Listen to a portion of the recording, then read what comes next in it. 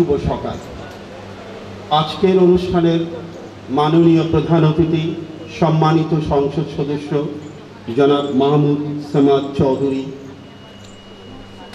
সম্মানিত সদস্য জাতীয় রাজস্ব বোর্ড ডক্টর মাহবুবুর রহমান, সম্মানিত ডিআইজি সিলেট রেঞ্জ মিজানুর রহমান, অতিরিক্ত বিভাগীয়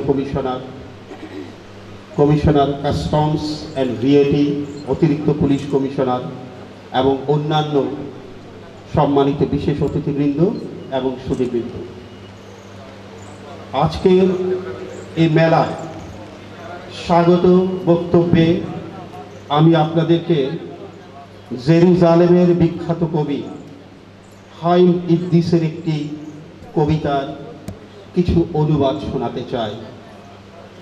তিনি বলছেন, আকাশ থেকে চাঁদ আমাকে দেখছে, আমার ব্যাগে ছোট্ট একটি খাবার, সে ব্যাগে খাবার ছিল ফুরিয়ে গেছে, আমাদের সামনে দুস্তর মরুভূমি, আমরা পিপাসায় মরে যাচ্ছি, আমরা ক্ষুধার্ত, আমার বোন পথেই মারা গেছে, শুধু হাত ধরে আছেন আমার মা, বলছেন এই তো বাবা, দুপা আর দুপা, একটু হাঁটো, পা তোলো, সামনেই স্বাধীনতা। সুধীবৃন্দ, সেই ছেলেটি শেষ পর্যন্ত স্বাধীন বাংলাদেশে এসে পৌঁছেছে, তাকে দেখে রাখার দায়িত্ব আমাদের। সুধীবৃন্দ, 2.5 দিনের বাচ্চাকে ছেড়ে যে তরুণ মুক্তিযুদ্ধে গিয়েছিলেন, 71-এর 16ই ডিসেম্বরের পর তিনি আর সেই 2.5 দিনের বাচ্চার কাছে ফিরে আসেননি। সে বাচ্চাটিকে বড় করবার দায়িত্ব আমাদের। সুধীবৃন্দ, মুক্তিযুদ্ধ আজাদ রমনা থানায় অন্তরীণ অবস্থায় মায়ের কাছে ভাত খেতে চেয়েছিলেন। মা কয়েক ঘন্টা পর ভাত নিয়ে এসে দেখেন ইতিমধ্যে তার ছেলেকে মেরে ফেলা হয়েছে।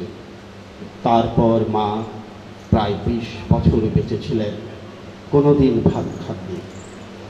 এই মায়ের ঋণ শোধ করার দায়িত্ব আমাদের।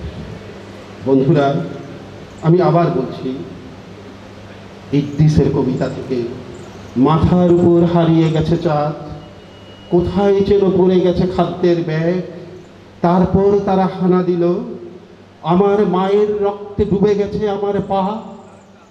বন্ধুরা, আমার মা, আমার ভাই, আমার বাবা, আমার সহোদর, এরকম 30 লক্ষ মানুষের রক্তে আমাদের পায়ের কোরালে ডুবে গেছে।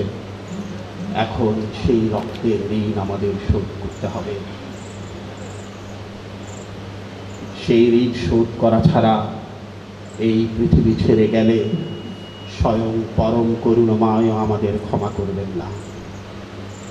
বন্ধুরা, স্বাগত ভাষণ শেষে আমি আপনাদেরকে 1971 সালের একটি অত্যন্ত গুরুত্বপূর্ণ মুহূর্তে ফেরত নিয়ে যেতে চাই। 1 আগস্ট 1971, বাংলাদেশের রাস্তায় রাস্তায়, ঘরে বাড়িতে, গ্রামে গঞ্জে, নদীতে পুকুরে তখন শত শত লাশের মিছিল, লক্ষ লক্ষ শরণার্থী অভুক্ত শরীরে, জীর্ণ শরীরে, চোখে নিয়ে তীব্র হতাশা এবং অপুষ্ট বাচ্চাদের কাঁধে নিয়ে বাবা মা ছুটছেন ভারতের দিকে। তখন মার্কিন যুক্তরাষ্ট্রে এগিয়ে এসেছিলেন কিছু পৃথিবী বরেণ্য ব্যক্তি। তাদের একজন জর্জ হ্যারিসন, আরেকজন এবারের নোবেল পুরস্কার প্রাপ্ত সাহিত্যে বব ডিলান, সাথে ছিলেন ভারতের ওস্তাদ রবিশঙ্কর। তারা বাংলাদেশ কনসার্ট নামে একটি কনসার্ট করেছিলেন বিশ্ব বিবেককে এই মারাত্মক হত্যাকাণ্ডের বিরুদ্ধে জাগ্রত করার জন্য। তারা বলেছিলেন, বাংলাদেশে যে হারে মানুষ মারা হচ্ছে, লেনিনগ্রাদ যুদ্ধের 8 বছর যুদ্ধেও তত পরিমাণ মানুষ মারা হয়নি। আসুন, দাঁড়ান, বাংলাদেশের মানুষের পক্ষে। আমরা সেই কনসার্টের কিছু অংশ আপনাদের দেখাবো। সবাইকে স্বাগত।